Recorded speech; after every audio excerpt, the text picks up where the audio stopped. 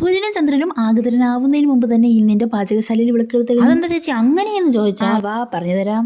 ഇന്ന് സാറ്റർഡേ ആണ്, ശനി ഈസ് ഓൾസോ എ ഹോളിഡേ എന്നല്ലേ? എന്നാൽ അങ്ങനെയാണ് എന്റെ ഒരു ഇത് ഏത് ഇന്ന് ഇവിടത്തെ ലെവലും കുശനും കൂടെ ഒരു സാഹസിക യാത്രയ്ക്ക് പോവുകയാണ്. സാഹസിക യാത്ര കൊണ്ടുപോകുന്ന ടീച്ചറിനാണെന്ന് മാത്രം. അതായത് രമണ, ഇവന്മാര് അവിടെ ചെന്ന് കിടന്ന് ഓടിച്ചാടി കളിച്ച് തളർന്ന് ബോധം കെട്ട് വീഴുമ്പോൾ അവന്മാർക്ക് കഴിക്കാൻ ഞം കൊടുത്തു വിടണം. അതിന്റെ അണിയറപ്പുരയിലാണ് നാം ഇപ്പോൾ. ഇന്ന് രാവിലെ പ്രാതലിനായി സ്റ്റീംഡ് റൈസ് കേക്കാണ്. അവന്മാർക്ക് പുട്ട് ഇഷ്ടമേ ഇല്ല. പക്ഷേ എനിക്ക് ഉണ്ടാക്കാൻ അത്രത്തോളം എളുപ്പമുള്ള പയറൊന്നുമില്ല. പയറ് ചോപ്പ് ചെയ്ത് കൊണ്ടുവന്നപ്പോൾ പുട്ട് അതിന്റെ സ്ഥാനം പയറിനായി ഒഴിഞ്ഞു നൽകി. ഇന്നത്തെ എന്റെ മെനു അനുസരിച്ച് പുളിശ്ശേരിയും തോരനുമാണ് കളത്തിൽ.